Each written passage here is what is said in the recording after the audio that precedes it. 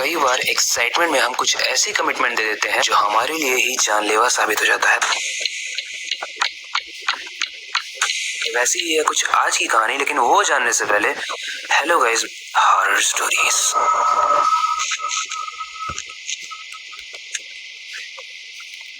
शुभम एक rising YouTuber था और हाल ही में उसके 1 लाख सब्सक्राइबर्स पूरे हुए थे। और खुशी की बात है कि रिसेंटली में उसे सिल्वर प्ले बटन भी मिला था, जो कि हर यूट्यूबर का शुरुआती सपना होता है। लेकिन ट्विस्ट ये है कि उसने अपने सब्सक्राइबर से ये कहा था कि सिल्वर प्ले बटन मिलते ही वो एक एक्सपेरिमेंट करेगा और कब्रिस्तान में जाकर वीडियो को अपलोड करेगा। इसलिए अपने सिल्वर प्ले बटन को लेकर वो कब्रिस्तान में गया रात के 2 बजे। शुभम अपने सर पर एक कैमरा लगाता है ताकि वो सब कुछ रिकॉर्ड कर पाए। गाइस, वैसे तो शुभम सुपरनेचुरल चीजों में बिलीव नहीं करता है, लेकिन कब्रिस्तान में जाने के बाद जो नेगेटिव एनर्जी उसने फील की, वो फील करने के बाद उसकी भी हवा टाइट हो गई। वो देर रात में गया था और उस अंधेरी रात में बहुत शांति थी। दूर दूर तक कोई नहीं दिख रहा था, ना कोई बंदा था, ना कोई जानवर था, ना कोई लाइट्स जल रही थी।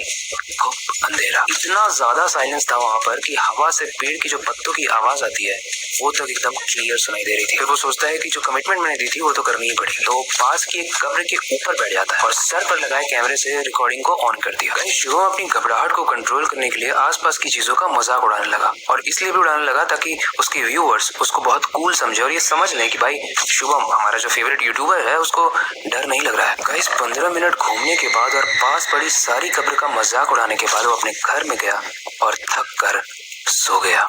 सुबह जब वो उठता है तो उसकी नेक बहुत पेन कर रही होती, बट उसने इस चीज को इग्नोर किया और कल वाले रिकॉर्डेड वीडियो को वो एडिट करने लगा। लेकिन जैसे ही उसने अपने लैपटॉप को ओपन किया, उसने देखा कि सारी पिक्चर्स और वीडियोस जो भी मैंने कल रिकॉर्ड की थी वो सब ब्लर्ड है और वो किसी भी काम की नहीं, वो सब बेकार है। उससे भी शॉकिंग बात यह है कि कैमरे ने सिर्फ आधे पार्ट से ही कैप्चर किया था और आधे पार्ट में ऐसा लग रहा था कि किसी ने हाथ रखा हुआ है। वो बहुत गुस्से में अपने लैपटॉप को बंद करता है और अपने चेयर से उठने की कोशिश करता है, लेकिन वो ये रियलाइज करता है कि वो अपने चेयर से उठ नहीं पा रहा है। पूरी कोशिश कर रहा है लेकिन नहीं उठ पा रहा है, यहाँ तक कि वो अपने नेक को भी मूव नहीं कर पा रहा है। बहुत कोशिश करने के बाद उसने डॉक्टर को कॉल किया और अपने घर आने को। डॉक्टर ने आकर शुभम को चेक किया और उसका एक्सरे किया, और जब एक्सरे देखा तो उसमें देखा कि उसके नेक में बेंडिंग आ गई, जो कि हैवी वेट को लिफ्ट करने के बाद आती है। शुभम सोचता है वो ना जिम जाता है और ना वेट लिफ्टिंग करता है, तो स्पाइन में बेंडिंग कैसे आ गई। दिन ब दिन उसकी हालत बहुत बिगड़ती जा रही थी और वो फुटेज देख के उसे और बुरा लग रहा था। लेकिन एक दिन उसने उस वीडियो को बहुत ध्यान से देखा और वीडियो के एंड में उसने एक चीज नोटिस की कि जब वो कैमरे को उतार रहा तो उसके सामने कोई चीज थी जिसने लेंस को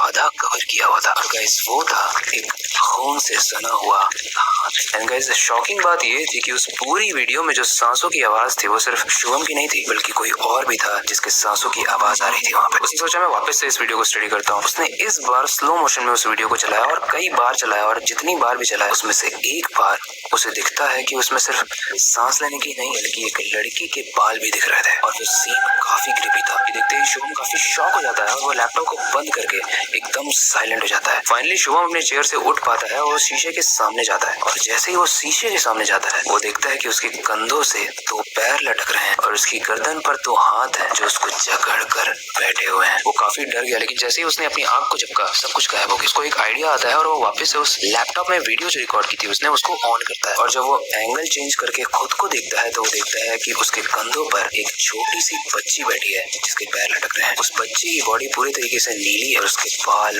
बहुत बड़े हैं, इतने बड़े हैं कि पूरे कब्रिस्तान को कवर कर रहे हैं। ये देखते ही शुभम बहुत शॉक हो गया और तेजी से चिल्लाता है, लेकिन जैसे ही शुभम चिल्लाता है वो छोटी बच्ची उसका गला घोटने लगती है और तब तक घोटती है जब तक शुभम नीला नहीं दिखने लगता है। दम घुटने से शुभम की मौत हो जाती है और जब उसकी चीख सुनकर उसकी माँ आती है तब तक बहुत लेट हो जाती है। लेकिन वो जो दृश्य था वो बहुत दर्दनाक था। उसकी माँ देखती है कि उसकी रीढ़ की हड्डी टूटकर उसके गले में घुसी हुई। गाइस, वो तो होते हैं या नहीं वो तो नहीं पता, लेकिन कब्रिस्तान में जाके किसी की मौत का मजाक उड़ाना किसी पर भी बहुत भारी पड़ सकता है। स्पेशली ऐसे कमिटमेंट तो हमें किसी को भी नहीं करनी चाहिए कि हम किसी ऐसी अजीब सी जगह पर जाएंगे। अगर हम हमारी लाइफ में कोई सेलिब्रेशन वाला फेज आता है, हम पॉजिटिव जगह पर भी जा सकते हैं, हम मंदिर जा सकते हैं या दोस्तों के साथ मिल सकते हैं।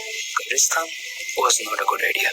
पहले स्टोरी से रिलेटेड कोई भी फीडबैक हो आप कमेंट सेक्शन में बता सकते हो। आपके पास कोई न्यू सजेशन है तो वो भी आप कमेंट सेक्शन में बता सकते हो। बाकी यहाँ पे इस स्टोरी का अंत होता है और न्यू स्टोरी पे काम करने की शुरुआत। लेकिन जाने से पहले मैं बस एक ही चीज करूंगा, अपनी क्यूरियोसिटी को टाइम तो न देना, नई चीजें सीखते रहना, अपने बेड के नीचे और खिड़की के बाहर जरूर देख लेना, और खिड़की से ये भी देख लेना कि बाहर कहीं कब्रिस्तान तो नहीं है। मिलते हैं अगली वीडियो में।